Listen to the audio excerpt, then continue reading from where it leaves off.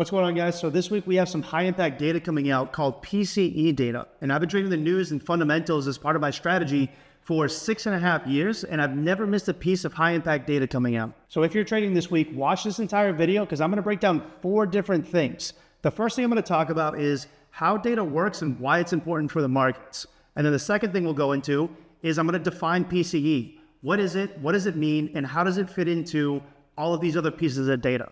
And then I'm going to talk about my expectations. How do I expect the markets to actually react when the data comes out? And finally, I'm going to go over my trade entry checklist. I'm going to talk about some of the mistakes that I think traders make when taking entries when high impact data comes out. And I'm going to cover the things that I look for when I'm looking to take an entry. So why is economic data important and why does it matter for the markets? I'm going to show you a couple different things here. This is gold in the left. We have NASDAQ in the middle, and then we have the dollar right here on the right side.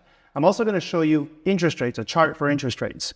This right here, this time frame, I'm going to zoom in a little, 2020 right here to 2022. This is about 2 years, right?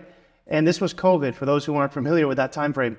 If I hover over it, you can see it says price, it says 0.25. What this means is that interest rates are at 0.25, which is basically 0%, all the way across for this entire time frame, right? So we're at low interest rates. Now, what were the markets doing at that time? So you see on the bottom, this is March 2020. This was COVID when it started. The gold was pushing to the upside, right? So we have gold pushing up. Remember, low interest rates right now. NASDAQ was pushing up. The entire economy was shut down this whole time. The world was shut down, but the stock market was breaking all-time highs. It was because of interest rates being low, and the dollar was dropping. Now, when we take a look at the interest rate chart again, something changed here in 2022. March 2022, right here, was the first rate hike from the Feds after COVID. Now, what happened to the markets 2022? If we go right here, you see in the bottom, 2022, March 2022. Look at gold. Completely shifted direction, right? Now gold is pushing to the downside. Now NASDAQ is pushing to the downside, but the dollar is now pushing up. We've completely flipped the directions of the markets. Nothing's changed in the economy except the fact that we started raising interest rates. But economic data is the reason that the Federal Reserve decides to start raising or lowering interest rates. So economic data is like, it's like the telescope. It's telling us where we're going with the economy, and interest rates help control the economy, but we can't use interest rates, or we don't know what to do with interest rates without having data. So that's why data is so important. So when I'm trading economic data, the question that I'm not trying to answer is, how is the data going to impact the markets? That's not what matters to me. What matters to me is, how is the data going to impact interest rates? Is it going to impact rates at all? And if it's going to impact them, is it going to make the rates go higher?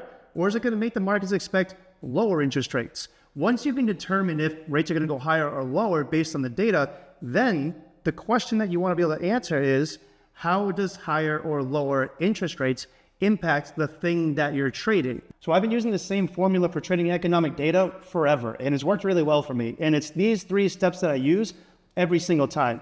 The first thing that I want to understand is I need to know market expectations, because if I don't know what the markets are expecting, there's no way I can move on to the second step, which is surprise. This is me planning for, what do I think the markets are going to do if it comes out with a surprise higher, or if the data comes out with a surprise lower. And then number 3 is going to be bigger picture. This is where the thought of interest rates come in, because if this is going to change interest rate expectations, this will change my perspective from being a scalp to a swing trade, or possibly changing my bias completely. So I'm going to plug the PCE data into this formula, and I'm going to go over it with you guys when I go over my expectations. But first, let's talk about what PCE data actually is and why that's important for the markets. So PCE stands for Personal Consumption Expenditure. And what this does is, this data measures the percentage of change in prices for goods and services, right? So this is very similar to CPI. There are some differences, but it's basically just a measurement of inflation. So when you see that little percentage number come out, it's actually measuring the increase or decrease compared to prices last month or last year if you're looking at the year-over-year data. Now, PCE specifically, this is the #1 piece of inflation data most watched by the Federal Reserve. And the reason PCE is most important for the Fed is because of this right here. It accounts for changes in consumer spending. So what happens is, if consumers stop buying something like beef because beef is too expensive, the data will actually change what it's looking at, and it'll go to chicken instead or something else. This one is more accurate because it adjusts based on the way that consumers are actually spending their money. Remember that chart that I showed you before with interest rates, 2020 to 2022, we were at zero basically the whole time. Well, that entire time, inflation, this chart right here is PCE data. That entire time, inflation was increasing. Also, if you take a look here at 2022, when the Fed started raising rates, remember March 2022, that's the exact same time when inflation started to settle and then come to the downside. So interest rates are a tool to control inflation. So if you understand what the data is going to do to interest rates, you're also going to be able to predict and determine the direction of the markets based on how the data comes out. All right, so now that you know why data is important, how it impacts interest rates, and what PCE data is, I'm going to fill this into my three-step checklist. We're going to do analysis on this. I'm going to cover NASDAQ, I'm going to cover the US dollar, and I'm going to cover gold. Now, I mainly only trade NASDAQ now. I get such a high win rate with it that I don't want to go anywhere else anymore. For any of you guys who do want to trade NASDAQ with me, I'll be doing this live in my free Discord, so the description will be below. Now remember, there are 3 steps that I'm looking at when I'm trading any piece of economic data. And the first one is expectations. So I'm going to start with that one right here. Now we have 4 different pieces of PCE data that are coming out, right? We have core. The difference between core PCE and headline PCE is that core PCE, it removes food and energy. And the reason that's important is because the US doesn't have as much control over the cost of food and energy because we import a lot of agriculture, we import a lot of energy and oil. That actually is probably changing now, but that's the difference between core and headline. It's the same thing with CPI. You'll see core, the only difference is that it removes energy and food from its formula. Now, the biggest thing that I want to point out with this is I do not want to see mixed data when it comes out. This might be a problem if you guys are looking at like Forex Factory, because I don't think it shows you all 4 pieces of data. So that's an issue. You're trading handicapped if you're doing that. Now, I don't want to see mixed data though. I don't want to see some come out higher, some come out lower, some come out way lower, some come out as expected. I want to see everything lower or everything higher. That's the first thing that's super important to me, because mixed data, like one of these coming out higher, one coming out lower, this usually causes volatility. And to me, volatility is just volume without a direction. We get a massive spike up, it tricks people into taking a trade, but I'm sitting here like, nah, the data's mixed, I'm not touching it. And usually what happens is the markets come right back down and we end up just consolidating with a shit ton of volume, but it looks like it's gonna go somewhere when it's really not gonna go anywhere. So the first rule that I have, I'm getting ahead of myself on this, but the first rule that I have is I will not take trades when I see mixed data. It's a hard no. The probabilities for fake outs are just too big. So that's the expectations. The second thing that I want to go into is surprise. Now I'm going to cover surprise in bigger picture kind of together here. If this data comes out below expected, this is telling us that inflation pressures are easing, right? That's what that means, because PCE coming out lower, remember it's a measurement of the price of things. And if it comes out lower, inflation is dropping. Now, if inflation is dropping, we already know that this should be good for rate cuts, right? That's what I put here in the bigger picture. Now, what do rate cuts mean for the markets? If this data comes out lower and the markets start expecting rate cuts, it's going to be good for equities. Now, for me, I'm going to be looking for NASDAQ to push up. If you guys trade Dow Jones or you trade SP 500, I would look for the exact same thing, because rate cuts based on lower PCE is good for equities or indices, whatever you want to call them. Now, for gold, it can be a little trickier. I really do not like trading gold with inflation data. It's not that it's impossible. You can usually get the impulse move. It's just that it's so common and it's such a high probability that it recovers the move. And the reason being is that gold follows inflation expectations. There's a very strong correlation between the two. I don't know if I have it open in my chart behind me. I can show you real quick. Yeah, here we go, inflation expectations. So this yellow line is inflation expectations. Look how closely correlated it is with gold. They pretty much move together. So the problem with that is if we see inflation data come out lower, that's good for rate cuts. Okay, cool. Rate cuts are bad for the dollar. Okay, cool. The US dollar has an inverse correlation to gold. So gold will most likely spike up. If PCE data comes out lower, the first move that I look at from gold is to push up.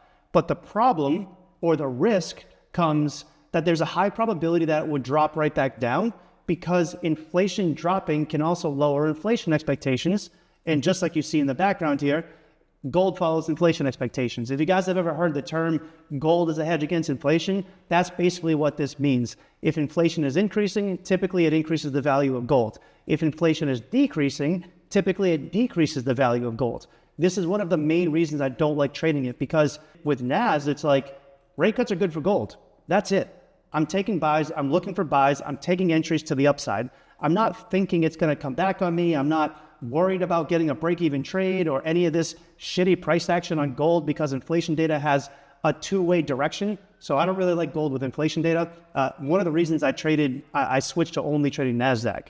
So this is what I would expect if PCE data comes out lower. Now, the same thing can be applied to if this data comes out higher.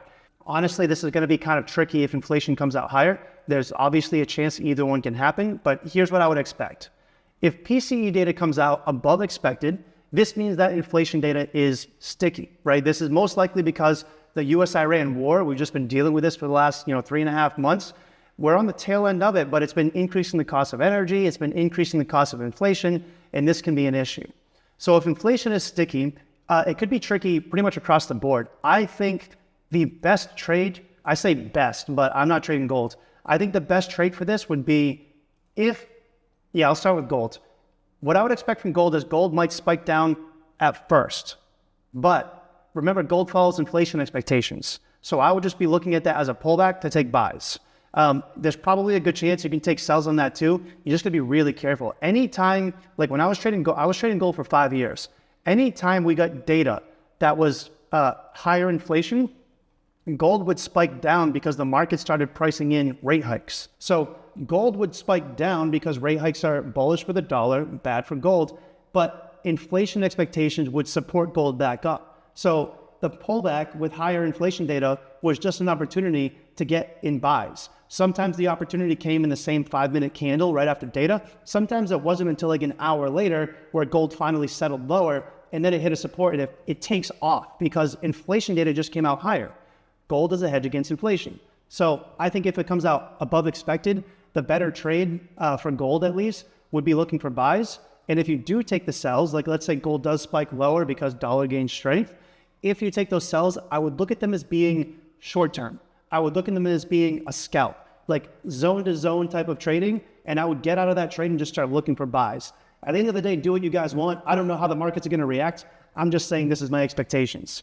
Now, for equities, for NASDAQ specifically, if inflation data comes out higher, I do think there's a chance we get a decent drop on NAS. Now, normally I wouldn't say that. Normally I would say kind of the same thing. If we get a pullback, just look for buys.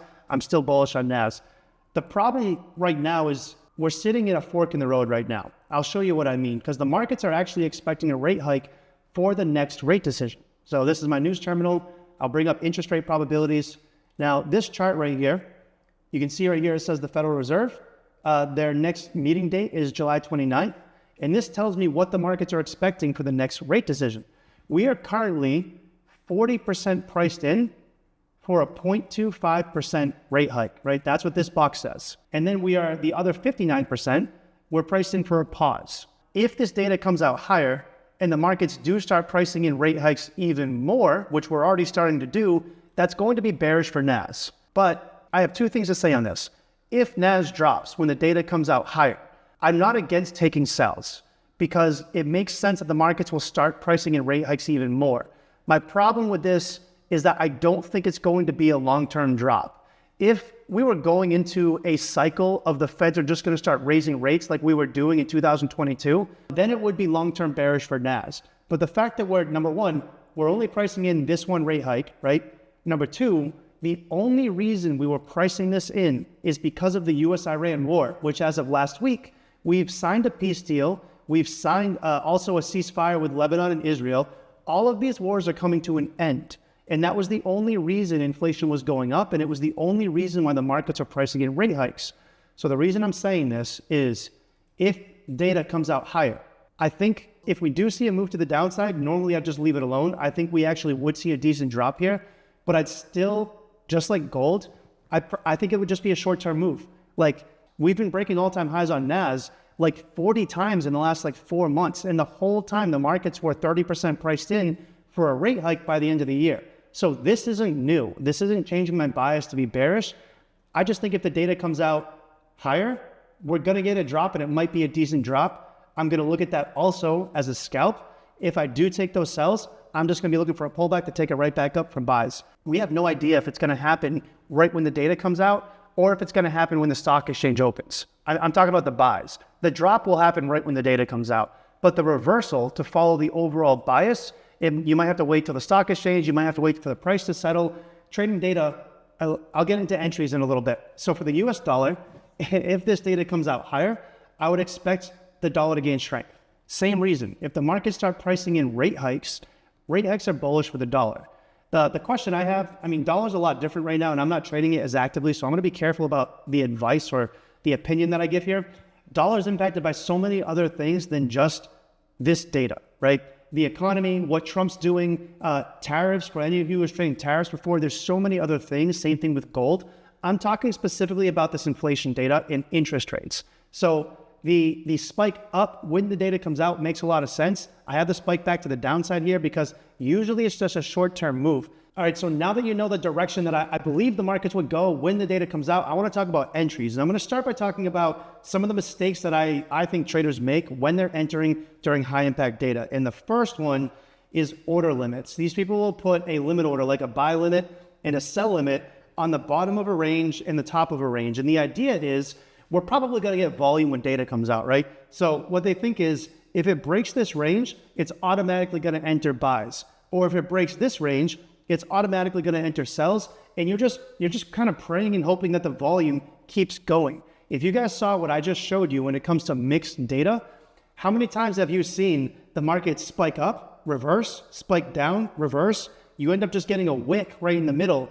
You get a wick on both sides, but price just settles right in the middle. So these people get a buy limit hit, they get a sell limit hit, and then they're just stuck in drawdown on both of them because the data was mixed and they had no idea what they were doing. The second mistake I see is entering trades before the data even comes out. I've been trading data for 7 years, and I've been doing analysis on it and watching it, and I've never missed a piece of high impact data. I promise you, there is absolutely zero way to determine the reaction from the markets before it happens. Entering the trades early, of course, it's a 50-50 shot. Sometimes it'll work, sometimes it won't. I actually care about the money that I'm trading with, and I don't like to gamble with it. So I believe entering early is a mistake. Unless if you're already in the trade and you're risk-free before the data comes out, that's completely different. I'm talking about like entering the trade a minute before it comes out because you think you're just going to catch a quick move to the upside because you're a psychic. And that's just not true. The third thing that I see, which is a big mistake, and this is one that I used to make too, is entering the trade in any direction when you see volume. So the way that I used to make this mistake is I would do all of this analysis that I just did, that I just shared with you guys. I'd be like, if inflation data comes out lower, it's good for interest rate hikes. Good for interest rate cuts, and that's going to be bullish for NAS. So I'm looking for NAS to go up, right? I'm looking for NAS to go up if PCE data comes out down. When data comes out lower, sometimes NAS would drop. And the mistake that I would always make is I'd sit back and be like, fuck man, it's dropping. Maybe there's something in my analysis that I'm missing. I would go against it just because I'm seeing the reaction be different than what I was expecting to see based on the data. Every single time I took a trade that went against my analysis and went against everything I just shared with you, it resulted in a loss. Going against it and just entering a trade when you see volume, especially if it goes against what makes sense, lower inflation being good for rate cuts, which is bad for the dollar, which is good for NAS, which is good for gold, but also bad for gold because inflation coming out lower. If you see anything opposite of that as an initial reaction, in my opinion, it's like one of the riskiest trades, okay, not the riskiest, but it's an extremely risky trade to take because it's a gamble. You're just taking it with volume, hoping it goes. Now I'm going to talk about the things that I actually like to look for when I'm taking trades with high impact data. So when I think about the things that I look at the most when I'm looking to enter data, this is some of the biggest things that matter to me. When I'm looking to take an entry, I need to see volume. So when that data comes out and I'm looking for NASDAQ to take a trade, if there's no volume at all, nothing happens, I'm probably not taking a trade. Volume is the number one indicator to me that tells me the markets are actually reacting to the data, right? So that's key. Number two, I want to see the correct direction. I kind of touched on this before. If I think PCE data coming out lower is going to be bullish for NAS, meaning lower data, NAS should go up. When the data comes out, if the data does come out lower, but let's say NASDAQ drops, I'm not taking that trade. It's one of the biggest mistakes I used to make was going against my analysis like this, because almost every time the initial market reaction after we get that pullback and I'm sitting there like, this doesn't make any sense. How am I wrong? Whatever. It would hit support and it would take off the rest of the day. So I do my best not to read into the initial reaction if it's not in the correct direction. But if I'm going to enter the trade, number one, I need to see volume. Number two, I need to see the markets pushing in the direction that aligns with my analysis based on how the number came out, like if it came out higher or lower. Does that make sense? And then if I see both of those, this is when most times I'm not waiting for candle closures. Like if PCE data comes out lower and NASDAQ pushes up, sometimes I'll wait for it to break the next resistance to like confirm the volume's actually going, but I'm not waiting for a 5-minute candle closure because I normally trade on the 5-minute. Usually if you do that, when data's aligned with it, it's like the trade's gone. So open candle entries all day, at least for me, but I've been doing it for so long that I'm confident enough to do that, but this is how I look at that. One thing that I didn't put on here is that if price, when data comes out, moves way too fast, sometimes the markets will react before the data even comes out. With my economic calendar, I get data like by the millisecond, like it's instant. There are still times that the markets will move 500 ticks, 600 ticks before the data even came out or before I see it. If that happens, I still follow my risk management rules. If my stop loss has to be like a mile away from where my entry is going to be, I'm not going to take the trade.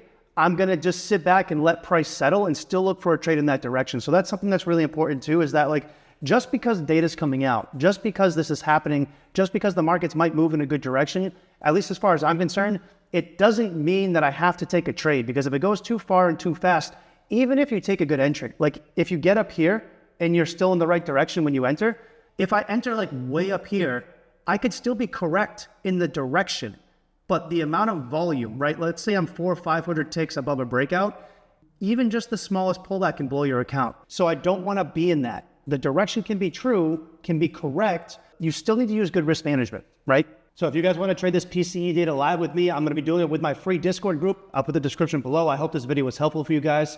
Good luck trading, and I'll see you in the next video.